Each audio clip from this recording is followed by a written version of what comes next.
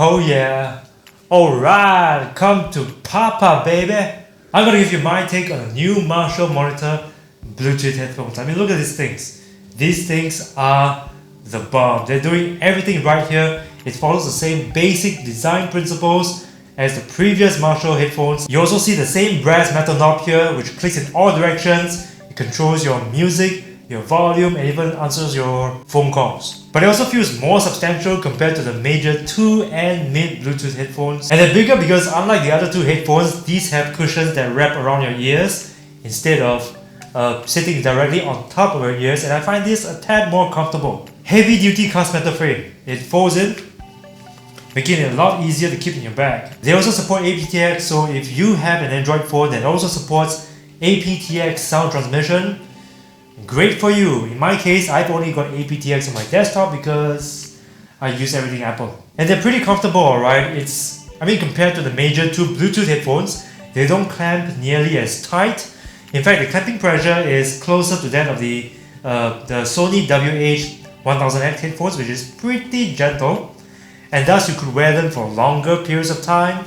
That's great. What I'm not so happy about is that the cushions feel a little bit restrictive around my big ears. So I have to readjust them sometimes. And they don't fold flat, so when I hang it around my neck, it feels like I'm wearing a really thick collar. Despite that, I look great with these headphones because they are formed so closely to my head that they don't stick out so much. For anyone that's image conscious, that's really something to think about when you're shopping around for a pair. So the Monitor Bluetooth has got custom drivers, right? And I found that they really did a great job delivering a more balanced sound signature compared to the Marshall Major 2 Bluetooth. I mean, those sound great too, but they typically have bass that leaks over into the mids a bit too much, making them sound a bit too bloomy for my tastes. So the Marshall monitors improves things a bit by having much less overglow of the bass frequencies, but it still retains all of that bass extension that you need in R&B music and rock music. And having these around your headphones with bigger drivers meant that I got a more enveloping open sound quality as opposed to an on-ear pair like the Marshall Major 2. I also got cleaner track separation, but I found the layering a bit too flat and not as three-dimensional as other headphones. But if I were to compare its audio to the Beoplay H4 and the Bose sounding around here too, the Monitor Bluetooth sounds more uptight. Its higher frequencies are brighter, sometimes a bit too bright for my liking, but overall its sound quality is pretty enjoyable and forgiving to most types of music. But what about the Bluetooth connection? Is it sucky or anything? No, not at all. It's pretty good. It's not bad actually. The Bluetooth connects pretty well within its 10-meter radius for sure, but there's some slight audio lag there when I'm streaming video. But it's so slight that it's not a deal breaker for me yet. We now come to the Monitor Bluetooth's best feature, and its best feature is something that will blow so many competitors out of the water. And its best feature is its battery life.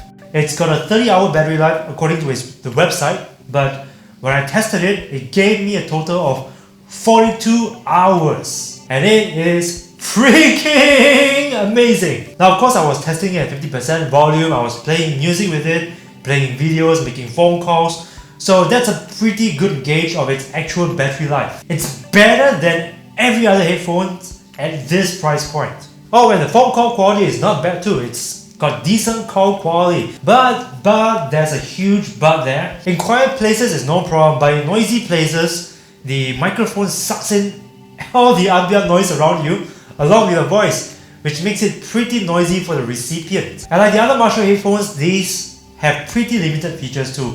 Well, they don't have noise cancelling, they don't have ambience pass-through, and you don't get an app for it either, which means there's no custom EQ settings for you, so on and so forth. Another downside is that without an app, there's no way to authenticate them with the manufacturer. So for IP criminals, oh I hate them, it's super easy for them to manufacture fakes. And barely a few months after this was released, you've now got so many fakes floating around in the market, and they're even sold in websites like Amazon. So I think this is a good chance to slip in a public service message.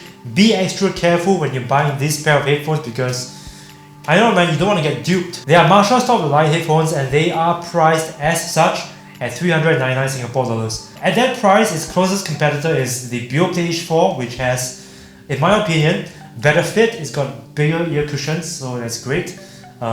It's also got a slightly better sound quality as well, a bit cleaner, and it also has an app. But still, I cannot get over the fact that this has got a 42-hour battery life. I mean, 42 hours. Try to beat that. And coupled with its vintage rockstar design, I mean, yeah, so overall, I like this pair of headphones. And for me, it is a definite buy.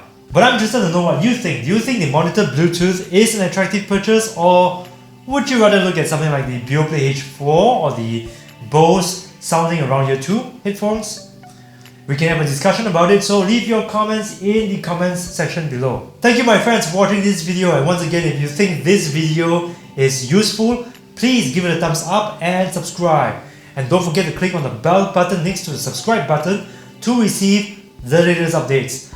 I'm also on Instagram, Facebook, and I'm working to get a Patreon account set up as well, so do remember to follow me there. My name is Aaron, and I'm inviting you to go loud and wireless with me at loudandwireless.com. See you next time.